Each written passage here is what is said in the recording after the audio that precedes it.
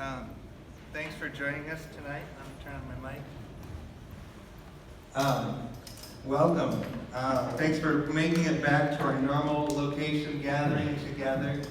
And this is a great time and place for us to worship together, to grow in God's Word together.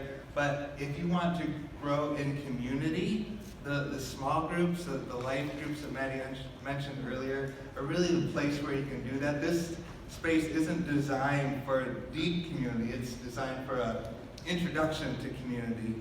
And those smaller groups, those events, those trips outside of this, where you're with a smaller group of people, is really where you're going to develop and build that. So I encourage you to check that out if you haven't yet. And as well, there's couples you mentioned. There's the Authentic Manhood group as well on Wednesday nights, and miscellaneous other groups if you are interested. So tonight we're starting a new series called GPS, God Positioning Sites, special places where God sets up His work. So that's the idea behind this series. 10 years ago, I had the amazing opportunity to travel to one of my favorite places in the world. I got to travel with some of the other His House staff and some random other people to Israel. And it was so amazing. I've got a handful of photos to share about some of the places we visited. The first stop was Jaffa, or Jaffa, Yaffo. They call it different things depending how you translate it from Hebrew to English. Jaffa was the port where Jonah tried to run from God, so hence the whale fountain there.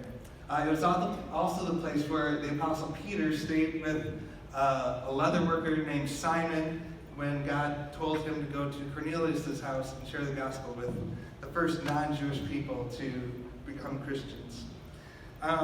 Next stop was Mount Carmel. That's the place where Elijah had this showdown with 850 false prophets. He called down fire from heaven. It was amazing story. That's the view from Mount Carmel. We went to Cana, where Jesus performed his first miracle. There was a businessman who thought that'd be a great opportunity for the tourists, and while they're working out the spelling, but that's okay. We went to the Sea of Galilee, and we went out on the water in a boat with a guide who was Jewish by heritage, but Christian by faith, which was pretty cool. Then we visited the Jordan River at a site close to where John the Baptist would have had his ministry there.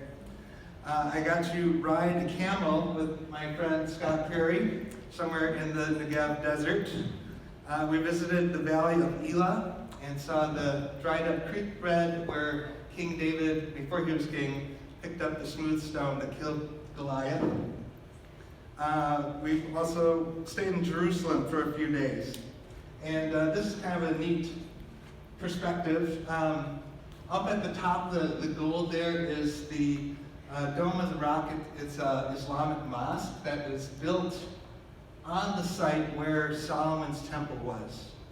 And that originally was built at the top of a hill. And then Herod the Great, who was the Herod that tried to kill Jesus as a baby, wanted to kind of win favor with the Jews. So he built this huge platform. You can see this wall over here, just made it from the top of the mountain to this huge courtyard around the temple. And in the original temple, there was this place called the Most Holy Place where the Ark of the Covenant was held, and there was this curtain that kept it from the rest of the temple and the rest of the world, and God promised His presence would be at that place up until the time of Christ. And so the Jewish people don't have access up to that spot, but they still believe that's where God's presence dwells. So this wall is called the Western Wall, or the Wailing Wall, and that's the closest they can get to the spot where God said His presence would be. And they go up and they wail, they cry, thinking they're this close to God's presence. And they write prayers on paper and stick them in the cracks between the stones. This down here was what the street level would have been at the time of Jesus. It's a kind of archaeological site down here. And as this piece of real estate changed hands many, many times over the millennia, People would come in, conquer Jerusalem, level everything, build on top of it. The next group would come in, conquer, level everything, build on top of it. And so it's probably a lot raised up and flatter than it originally was. But this is where the street would have been at the time of Jesus. And of course, what travel album would be complete without some food pictures? So this is St. Peter's fish that I ate in Capernaum. It's a variety of tilapia that only is found in the Sea of Galilee, which is pretty cool. And in Jerusalem, I had this bagel and lox sandwich, which was yummy.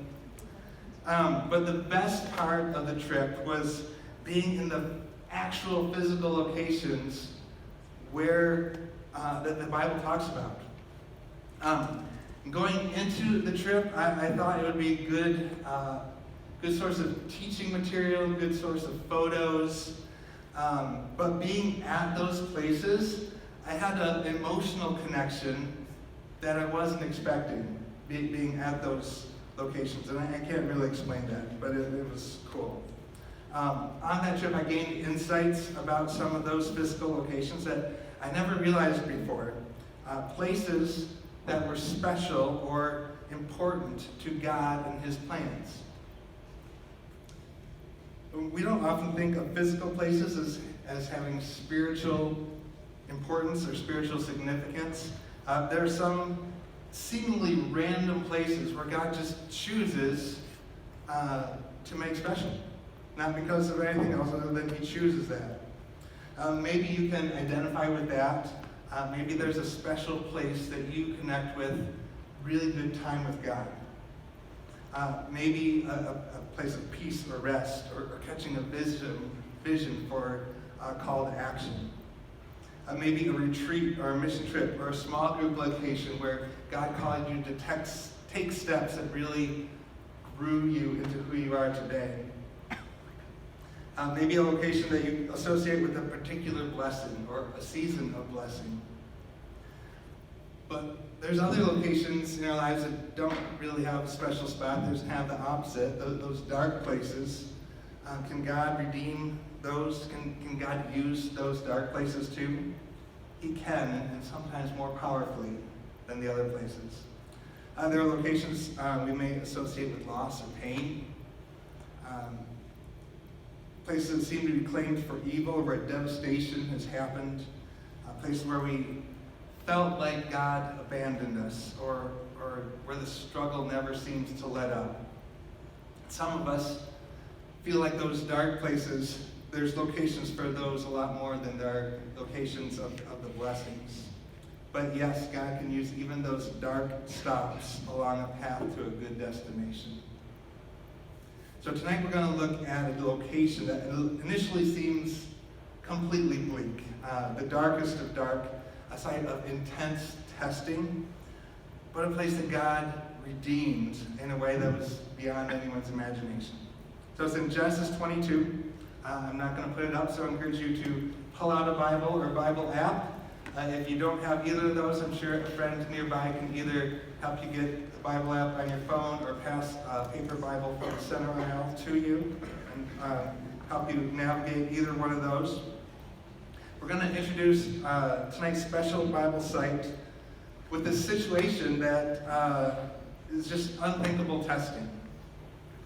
So it's Genesis chapter 22. I'm going to read from the English Standard Version. It says, "After these things, God tested Abraham and said to him, 'Abraham,' and he said, 'Here I am.'" I'll pause right there. First of all, I love that response. Abraham's response is so inspiring to me. God called Abraham by name, and Abraham says, "Here I am. Like, I'm ready, at your service. Whatever you're about to ask me to do, the answer is already yes." So I love that. Verse 2, God said, "Take your son, your only son Isaac, whom you love, and go to the land of Moriah, and offer him there as a burnt offering on one of the mountains on which I shall tell you." Anything but that, God. I honestly remember when I was in high school thinking, "God, I give you 98%. I held back from offering him full control of my life because I was afraid he would ask me to do something or go somewhere that I would hate. And I don't know if any of you have ever thought something like that. But I remember being afraid of something very specific. I was afraid that if I went all in, God would tell me to become a support-raising missionary and send me to Africa or Asia, and that I would hate it. And it's kind of weird how specific that was. Maybe it's because I grew up in a missionary church, and at one point there was a missionary home on furlough who was raising support, giving an update to the church, and I, for some reason, was at that, and I have no idea what age that was, maybe sometime in middle school. But what I remember is there was a slideshow, like the old-fashioned slideshow with the slide carousel and the little transparent slides that you stick in it. And so there's like they're not high-quality photos, and then some of them are in sideways or backwards or upside down. Or they're out of order. And the part I remember them saying was how hard and slow and lonely it was being a missionary. I'm sure they said positive things, but that's what I remember from that. And when I did eventually give God everything, ironically, he called me to be a support-raising missionary, but to the university campus rather than overseas. And I love it. And now I realize that had God called me to be an overseas missionary, I would not have hated it, but he would have transformed my heart to love that, because that's what God does. And God's plan for my life ended up being way more fulfilling than my plan of making lots of money so I could lead a comfortable life. So, which is why I can now appreciate Abraham's response to God, saying, "Here I am. Whatever it is you want me to do," the answer is yes. Because, God, I know your way is better than my way. But God put Abraham to an incredibly difficult test. And we need to fill some details in about the context there. First of all, Isaac wasn't Abraham's only son that he ever had, which is kind of weird. But he was the only son of Abraham's wife, Sarah. Abraham had an adulterous affair with Sarah's bondservant, Hagar, at Sarah's prompting, which is really weird. But it was because Abraham and Sarah felt like God's promise for them to have children was taking too long. So they took matters into their own hands, bypassed God's plan, and it kind of resulted in a mess. But it resulted in the birth of Ishmael. And God finally fulfilled his promise, and Sarah had the baby. They named him Isaac. But then there was tension and rivalry in the family. Hagar and Sarah had tension, and Ishmael and Isaac had tension. And all I can say to that is, duh. Like, what do you expect was going to happen? So because of that, Sarah made Abraham send the slave woman and her son away. And God told Abraham, go ahead and do what Sarah says. It'll be all right. Hagar and Ishmael will be okay, and I will even turn Ishmael's descendants into a mighty nation. But God said the promise, the covenant to bless all the peoples of the earth would not come through Ishmael, it would come through Isaac. You can read the details about that in Genesis chapter 17 and chapter 21. Now Israel, with Ishmael out of the picture for many years, God told Abraham to go to Mount Moriah and sacrifice Isaac, his only legitimate son, his only remaining son, his only son of this promise to bless the world. Told him to sacrifice him as a burnt offering on top of the mountain. So let's continue with the narrative. Abraham takes Isaac, who's probably a preteen or early teen at this point, and they travel 3 days to the land of Moriah. And God points out a specific mountain to Abraham. So we're going to pick up in verse 7. Isaac said to his father Abraham, "My father." And he said, "Here I am, my son." He said, "Behold, the fire and the wood, but where's the lamb for a burnt offering?" You just feel Abraham's heart sink in his chest at that. Verses 8 and 9. Abraham said, "God will provide for himself the lamb for a burnt offering, my son." And they went both of them together. So when they came to the place of which God had told him, Abraham built the altar there, laid the wood in order, and bound Isaac his son, laid him on the altar on top of the wood. Now remember, Isaac wasn't a baby anymore. He was a boy approaching adolescence. And so there's an element of trust and willingness that Isaac has with his father, that he's going along with this. He's letting his father bind him when he doesn't see any lamb yet. Verse 10, then Abraham reached out his hand, took the knife to slaughter his son. Wait, what's going on? How could Abraham go through with that? How could God ask him to do that? Why is Isaac going along with that? The author of the New Testament book of Hebrews gives us some Holy Spirit inspired insight into that. I'll put this one up on the screen so you can stay at Genesis 22. Hebrews 11, verses 17 through 19 says, "By faith Abraham, when he was tested, offered up Isaac, who he had received the promises, and he who had received the promises was in the act of offering up his only son, of whom it was said, through Isaac shall your offspring be named. He considered that God was able even to raise him from the dead, from which, figuratively speaking, he did receive him back." So there's a little spoiler that everything's going to turn out okay in Genesis. But Abraham had the faith to believe that God was bigger than death. He trusted that even though this was his son, even if he went through with this and killed his son, that God would somehow still fulfill his promise of blessing the world through Isaac's descendants, and perhaps by raising him from the dead. And I'm guessing the subject of God's promise was brought up from time to time as Isaac was growing up, and so that would probably give reason why Isaac was going along with this, because he knew it would work out somehow. Even so, I'm guessing there's a lot of tears all over the place as Abraham proceeded. So back to Genesis 22, let's back up to verse 10. We'll read through verse 18. Imagine I've built my altar here, I've piled up some stones, I've stacked the wood on it. Then Abraham binds his son, puts him up on the altar. Abraham reached out his hand and took the knife and to slaughter his son. He's got the knife. He reaches back, ready to thrust.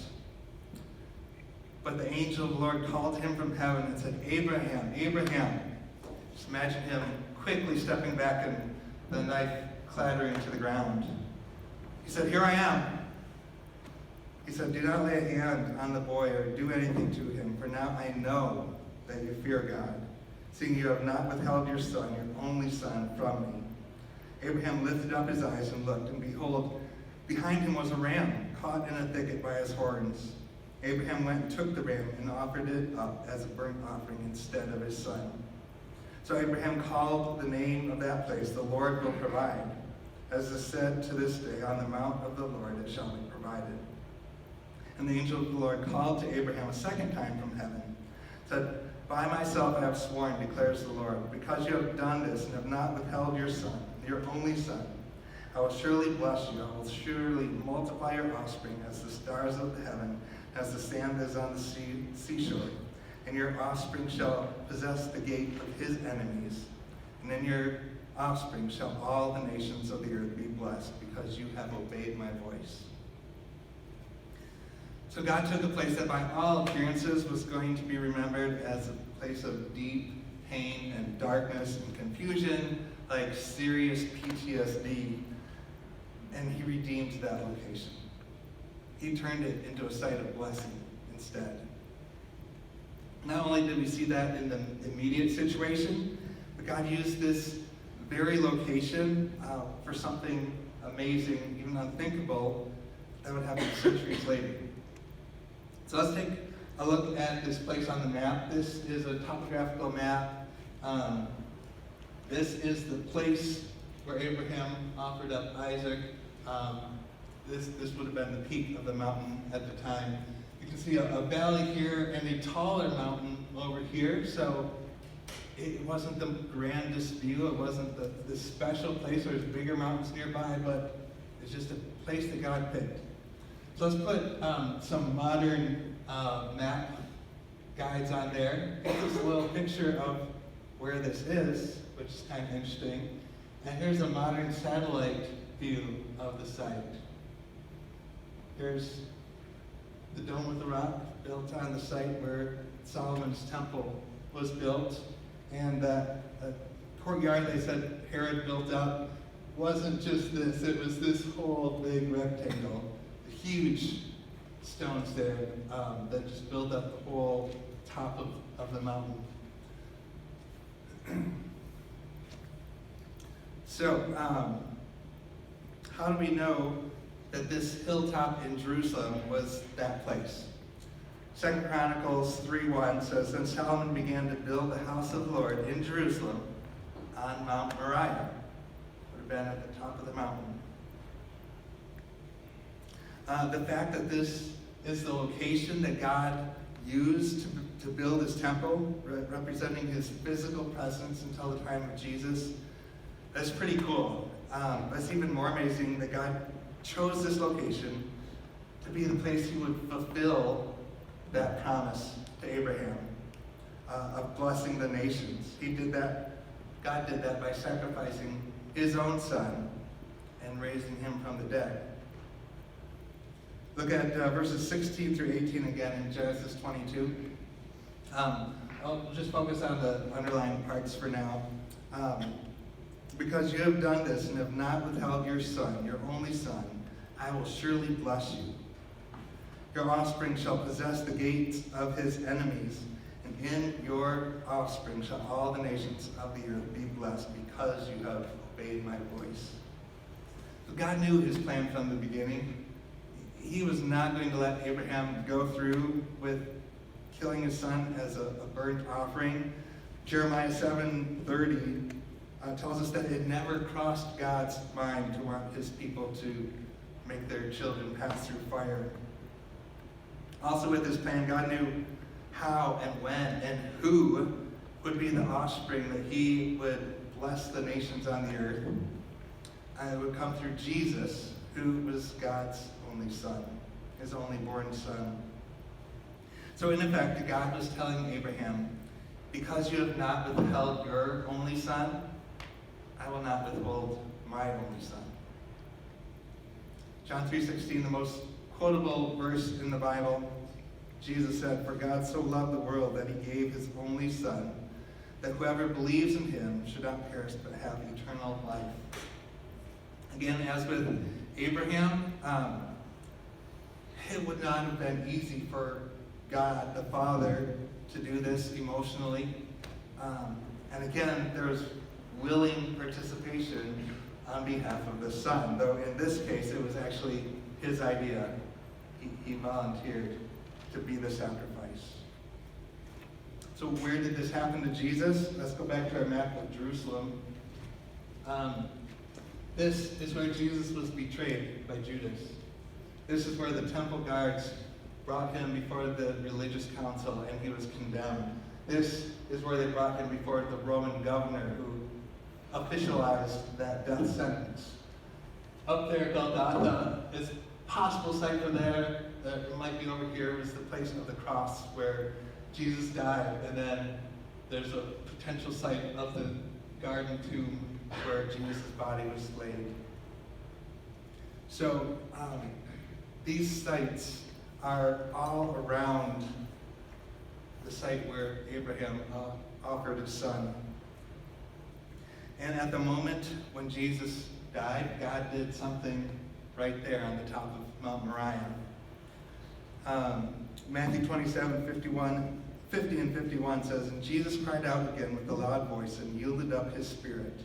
Behold, the curtain of the temple was torn in two from top to bottom. The earth shook and the rocks were split." At most holy place in the temple, there's this thick stage curtain that separated God's presence from the rest of the temple and from the world. And that curtain that separated the world from God's presence tore it in half. It was from top to bottom, signifying that God was the one who ripped it in half. And this paved the way for the Holy Spirit to enter into the lives of the followers of Jesus and fill them with God's very presence. This paved the way for that.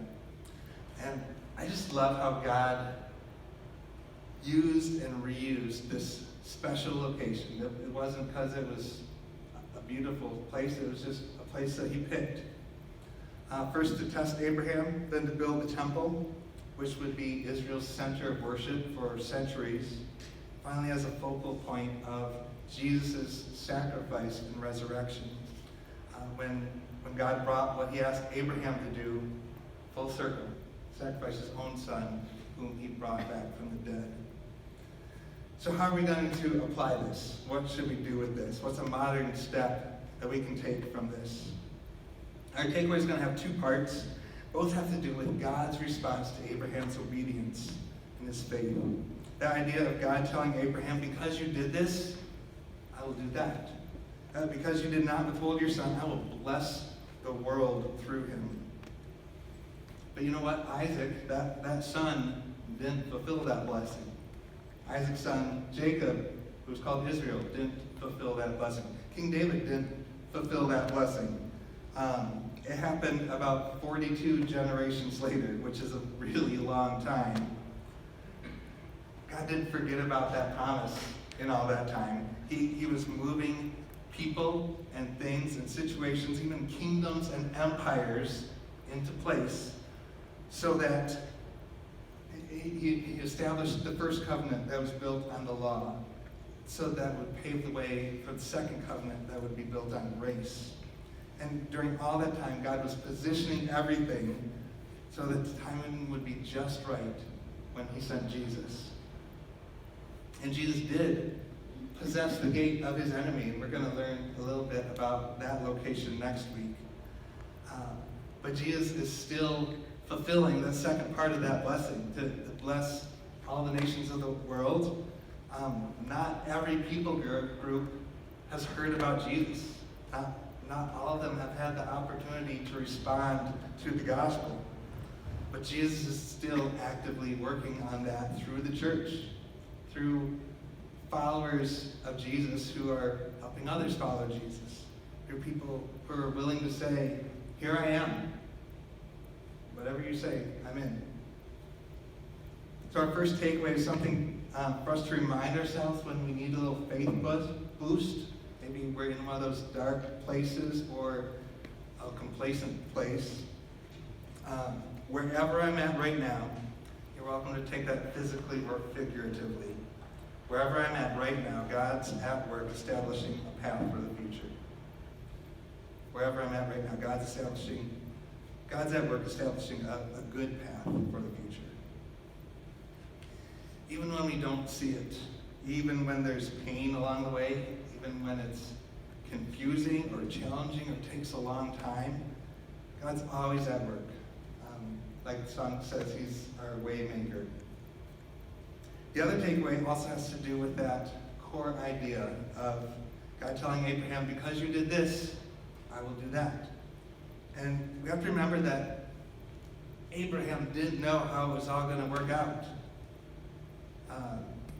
Again, imagine the anxiety he felt and the tears, and imagine his hands trembling as he was raising the knife.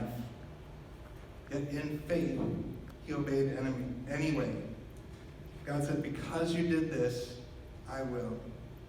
God knew all along what he wanted to do, even knew where he would do it, but he waited for Abraham's obedience before he opened up that new path. So So our second takeaway is this: God often waits for me to take step 1 before he reveals steps 2, 3, and 4. God often waits for me to take step 1 before he reveals steps 2, 3, and 4. We want to see the final outcome first. That's how our culture is wired. But God wants us to apply faith. He wants to employ faith in our lives. And faith literally means we don't know what the outcome is yet. We haven't seen it yet. And God says, trust me first. Obey me first. Then I will act. I'll reveal the next segment of your path. Because you did this, I will do that. Boils down to trusting God's way will always end up way better than my way. Let me close with a couple verses from Romans 8. Romans 8, verse 28 and verse 32. We know that in all things God works for the good of those who love him, who have been called according to his purpose. So he's moving things into position as we speak. Verse 32. He who did not spare his own son, but gave him up for us all, how will he not also, along with him, graciously give us all things? Then that pathway was opened up because of Abraham's obedience to God. So are you ready to say, here I am, and take that next step? I'm going to pray, and then we'll move into some discussion time. God, I thank you. God, I thank you for this group. God, I thank you for this place. Might not seem special, it's just a big open room, but it's a place that we can come together and connect with you.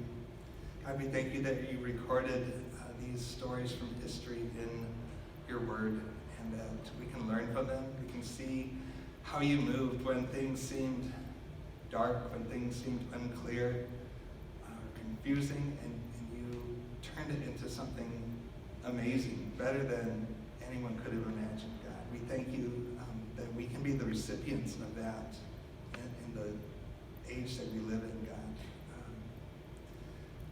I pray you'd make it clear to us what our step 1 is, or what our next step is, so that you're waiting to show us what the next few steps are. And just help us be willing to take that next one that's in front of us, so that we can move forward in you, God. We thank you. I pray this in Jesus' name. Amen. So, break into groups of about 4. It'd be good if there's someone you kind of know in that group. Here's the questions. Oh yeah, share it in paragraphs, not pages. Give everyone a little chance to share. What's a location that has spiritual significance for you, good or bad, and why is that? Is there an area you've been waiting for God to open up a path to? If so, what is that? Might he be waiting for you to take that first step? What do you think your next step of God is? Go ahead, break into those groups, and then we'll come back together to worship and respond.